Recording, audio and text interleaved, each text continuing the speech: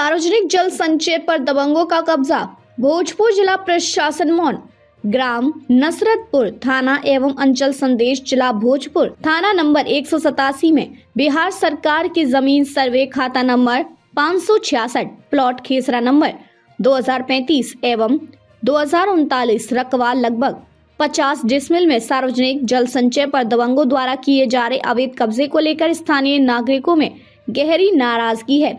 इस संबंध में प्रभावित नागरिकों और सामाजिक संगठनों ने दिनांक 25 मार्च 2025 को प्रशासन को ईमेल और निबंधित डाक के माध्यम से शिकायत दर्ज कराई थी। बावजूद इसके अब तक किसी भी प्रकार की कार्रवाई नहीं की गई है, जिससे लोगों में प्रशासन की निष्क्रियता को लेकर भारी रोष है।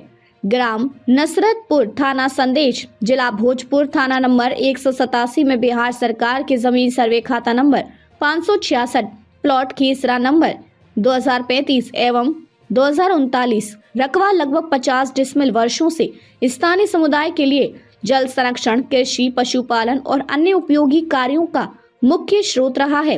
हाल ही में कुछ प्रभावशाली लोगों द्वारा इस जल संचय क्षेत्र पर अतिक्रमण कर इसे निजी संपत्ति के रूप में उपयोग करने की कोशिश की जा रही है। स्थानीय निवासियों का कहना है कि यह जल स्रोत न केवल उनकी जीवन रेखा है, बल्कि इससे आसपास के किसानों, पशुपालकों और जल संरक्षण के प्रयासों को भी बल मिलता है।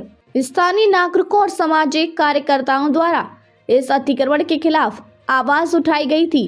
60 फरवरी 2025 को जिला प्रशासन को ईमेल और निबंधित डाक के माध्यम से इस समस्या की जानकारी दी गई थी। इसके बावजूद प्रशासन की ओर से अब तक कोई ठोस कार्रवाई नहीं की गई।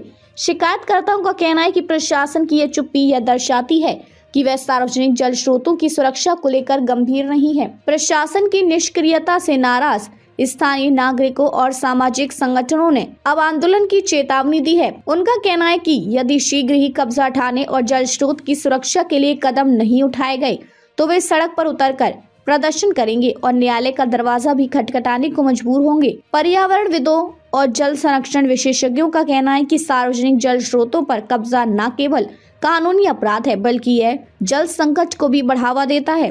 अगर प्रशासन समय रहते इस पर कार्रवाई नहीं करता तो आने वाले समय में जल संरक्षण की बड़ी समस्या खड़ी हो सकती है। भारतीय कानून के तहत किसी भी सार्वजनिक जल स्रोत पर अवैध कब्जा करना गैर कानूनी है। भारतीय दंड संहिता IPC की धारा 441, 447 और पर्यावरण संरक्षण अधिनियम 1986 के तहत ऐसे मामलों में दोषियों के खिलाफ कड़ी कार्रवाई की जा सकती है। इसके अलावा राज्य भू राजस्व संहिता और जल संरक्षण कानून के तहत भी प्रशासन को अतिक्रमण हटाने का अधिकार प्राप्त है।